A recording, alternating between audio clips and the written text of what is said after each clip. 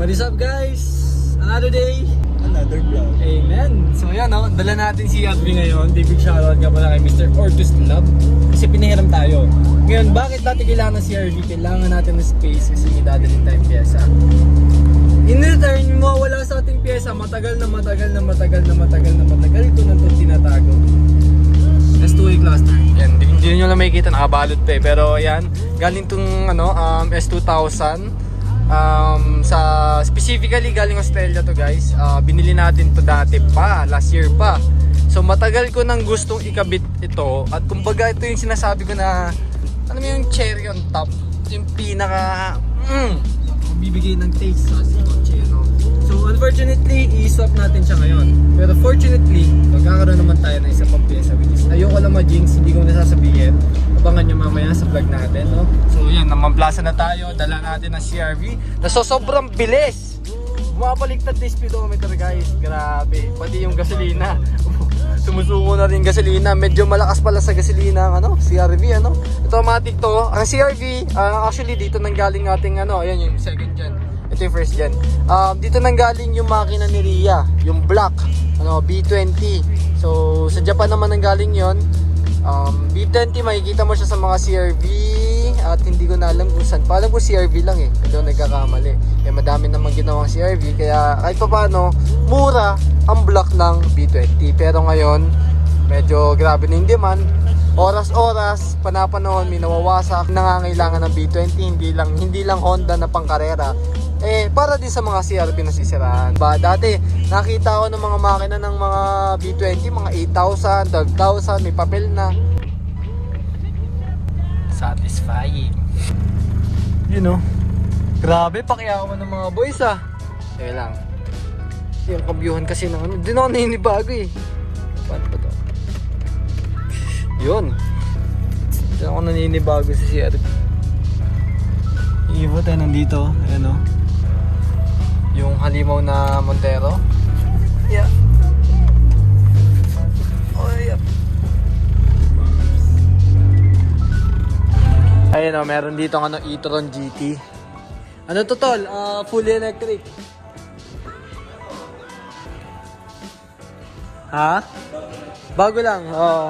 Yung may-ari ng Bentley, pati Rolls Royce ito. Isa lang. Sa ilan tayo guys. Yan. So alam mo pakita sa inyo yung loob. Grabe. Pati kotse. Tapos may nakapila pang LC. Yung mga boys kahit anong oras na ba? 7. Alas 7 na, nagtatrabaho pa rin Yaris naman to. Then yun mga puro puti. Montero, sunod na yan.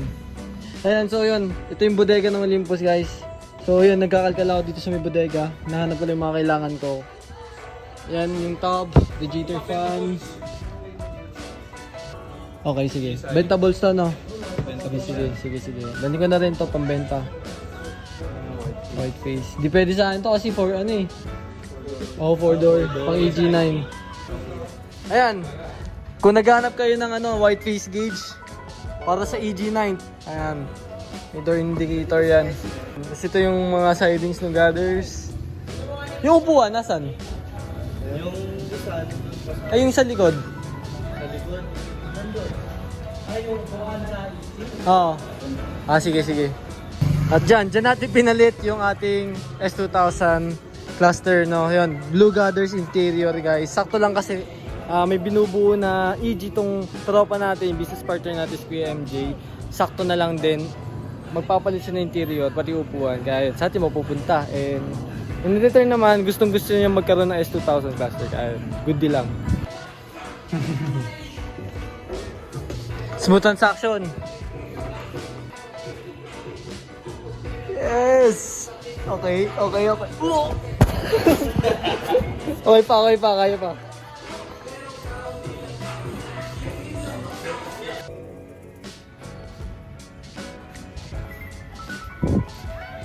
Ay, mababa pang biyahe pero yan, kakarga na kami.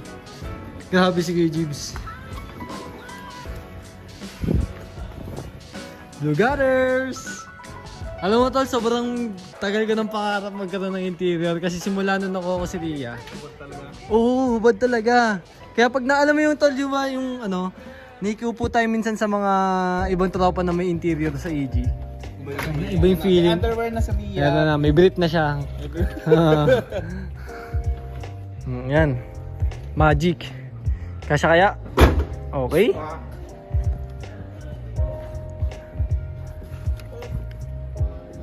Kaya ba? Yun lang. Kaya din yung EG, hirap isara nung sa labi. Oo nga eh, sakit ng Honda yan eh. Okay. Yun! Grabe naman! At syempre lahat ng bagay may kapalit. Pinagbigyan ako kaya kailangan ko siya ng pagbigyan. Boss, ito na yung S2K cluster. Nangangarap ako na magkakaroon ulit ako ng isa pang ganyan. Pero unahin ko muna yung brief ni Ria, no? Madali na yung ano. Oo. Blue na brief, ano? Blue brief. Hindi pala blue, ano yun, hindi pala blue brief, blue brief. Yan. Pakala. Saan yung S2K cluster? Igo. Sarap.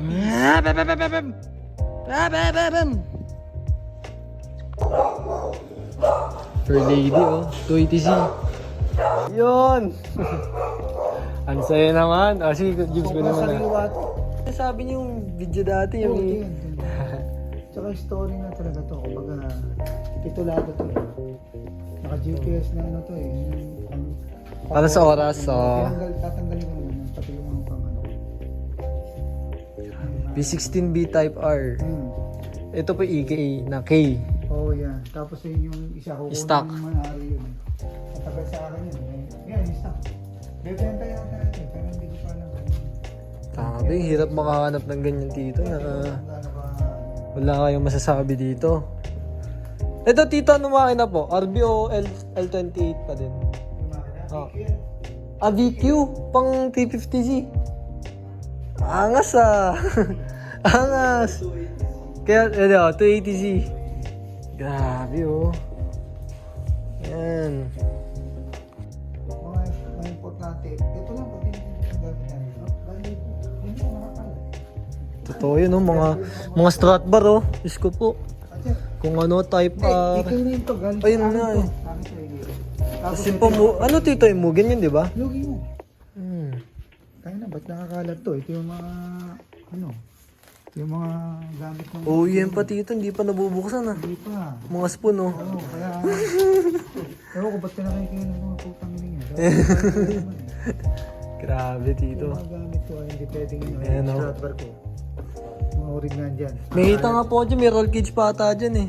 Wala na. Wala na, natin ako. Ang bilis mo wala, ang bilis magkaroon ng pera dito eh.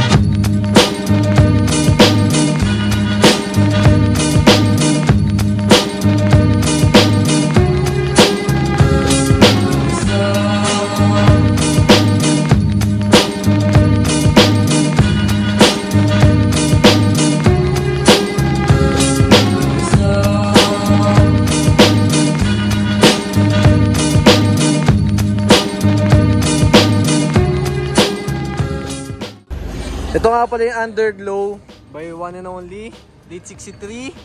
Ayan. Ayan, 56709. Grabe naman yung sino pa nagatid sa akin nung ano man. Di ba naka ano din to? Naka Underglow din to? Oo. Ano siya, rock lights. Ah, rock lights yun. Pero lit 60 din. Nice. Kita ko yung minsan nag-ano. No? Pero hindi siya lat. Ay, ito. Ano. Okay. Steve. Lapit mo lang pala. Yan. Gusto ko na i-check tong package ni kay Daniel sa atin. Yan. Excited ako dito kasi guys, bago ko buksan, matagal ko nang gustong gawin to. Yun nga lang guys, ang problema ko, tingin ako Shopee, hindi ko alam kung matibay. As ako sa mga topa, wala naman silang reliable source kung saan makakakuha ng mga ganitong stuff, ano. So, yan, buksan na natin. Yan. Actually, hindi ko alam kung ano yung mga bawat parts nito. Yan. Pero may binigay naman sa akin guide. Yan. Ano to? Handmade ni Kuya? Isa-isa niyong ginagawa. Isa-isa niya ginagawa. Mano-mano talaga. Ah, kaya pala nung sinabi niya, i-ready niya sa akin. Talagang legit. Ginagawa niya. Isa-isa. So, bali kasi merong iba na, kumbaga, parating na dito, ano na siya, buo na. So, bali siya, to make sure lang na matibay, tapos maganda yung pagkagawa. Ini-isa-isa niya first step. Pero makikita ko itong mas makapal yung gamit. Talagang feeling ko solid talaga yung pagkailaw na ito sa gabi. Version 3. Pero yun, malalaman natin kapag nilagay na natin. Ano. Excited na ako. Pero yun, gusto ko na i-tour kayo dito. Ito nga pala yung Aviotic or yung Aftercup. Ayan, dito, sneaker store to. And may bago tayong brand na Aviotic. Ayan. Ito yung mga shirt natin. Lifestyle siya guys. Maiba naman sa kotse. Ito yung isa ko pong brand na inaayos at ini-start. And ayan, what do you call home? Yan yung aming mantra, no? So, yan. Bakit what do you call home? Kasi, kumbaga sa amin, gusto namin pag sinuot mo yung shirts namin, yung merch namin, or kung ano mga products namin, parang feeling mo nasa home ka, which is yung comfort, yung feeling. And may kanya-kanya tayong home. Ako, yung kotse, ito mga to, yung mga partner ko dito, mga sneakers, iba't iba tayo. Magbibigay kami ng promo guys. Kapag bumili kayo ng mga shirt namin, meron kayong sticker, pipicturean nyo lang yon, idikit nyo lang kung saan nyo home nyo, kumbaga ko natin. Pwede siyang lugar, pwede siyang gamit, pwede siyang kotse, etc. Yan, bahala na kayo. Kung ano yung home nyo, yun yung nire-represent nyo na. Ito yung talagang stress reliever ko, ito yung lifestyle ko, ito yung passion ko. So yun, kaya what do you call home guys? Yan. Ito yung mga hoodie natin. Yan soon, magkaka-available na din tayo sa South Scene. Ayan. Ito yung mga cup. Ganun ilalim yun guys. Detalyado. Sobrang kapal. Talagang binibigyan namin ng pansin. Lahat to, galing ibang bansa guys na tela. Cotton siya. Then ano siya, box tee. Ito, katulad nito, small yan. Box tee. Ayan. Tapos madami sneakers din. Sino mga may hilig dyan sa sneakers. Yan, may mga Travis Scott kami dito. Yan, merong eBay ito, kakadating lang. Tinan ba to? Ang kulit eh, no? Yan, ganda din sa sapatos mo. Daily yan. Yeah, mag-check ka. Ano ba size mo? Yan, may mga orange lobster. Yan, medyo makatingalan to. Yan. Cup na kayo dito guys. Yan, message lang. Aftercup. Yan. May gupitan din sa baba yung Don Alberto. So, may mga Supreme pa dito. Lipsta, Jordan 4. Yan. Dati nangongolekta talaga ako ng sneakers. Pero yan. Kasi yung mga tropa, halos lahat may hilig na rin. Unti-unti, nangongolekta na ulit ako. Unti-unti lang. Kasi parang kotse lang din to. Huwag mong bibiglayin. Kasi pwede kang ubus talaga. Oo. Pero syempre yung kotse nasasakyan eh. Diba? Ito nasusuot lang eh. Yan. Dami dito. And lahat yan, certified legit lahat. Yan o, JDM na JDM guys. Oh, yan si Best Bal. Oh, Best Bal. May gusto akong content na gawin natin eh. Ano, okay, minsanan lang naman. Ano eh, kumbaga pagbibigyan kita o pagbibigyan mo ako. Parang gano'n lang yan eh. Galing na mga ganito. Ito gagamitin namin to pang mga film, ano, Stig. JDM na JDM guys. Ayan o, sulat niyan lahat Japanese. Stig. Ganda nito sa run. Oo, saran, no? Kahit nakaganong ka lang, no? Ayan, no?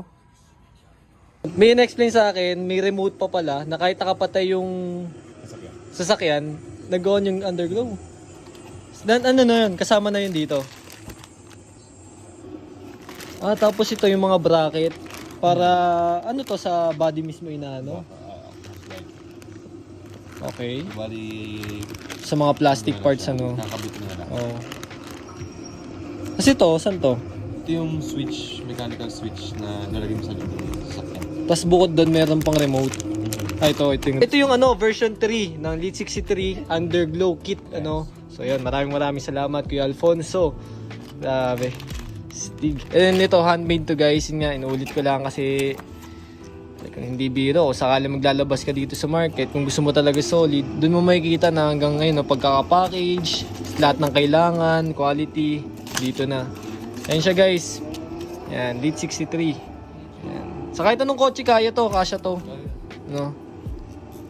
Curious lang ako ano magiging itsura ng kotse natin kapag nilagyan natin. And papatulong pa tayo kung saan ba talaga at kung paano talaga yung proper na pag-install nito. Kaya yun yung papakita ko sa next video. Yun nga, maraming salamat Lead 63. Kaya yun. Ngayon, ikakapit na natin. Paano siya palta ng kulay? Via ano siya, Bluetooth then application. Sa case ko ngayon, 2 sets kasi kinabit. Dalawang set. So magkaibang channel siya. Pero in the process si Kuya Cons na pag-syncin ng sabay. So ito yung action. Kukonect lang natin. Tapos papalit pa natin pala ng red. Yan, Okay. red na siya. So, mismatch pa yan niya. Hindi pa siya mag-sync pareho. Oo. Pwede natin gawin ganito. Tapos ito, yung flow. Tapos yung police. Pwede natin gawin yung police. Then, kung gusto natin palitan din yung isa, yung next channel. Para mag-match sila. Punta mo na ulit yun. So parehas na. Ayun, kaya na siya. So, yun yung rock lights niya. Rock lights yan. Suggested for 4x4 pickup off-road. Off-road. Saan ba nanggaling yung tema mo dito? Bakit mo ginawang parang ano yan? Initial D? Sa mag, kasi yung pangalan ng model ng Bradley, Takumi yung pangalan. So, doon ko na nasimulan na. Sabi ko, kapag-tripan lang. Bago lang. Tapos di ko rin eh. Babagay ano? Kakaibang look.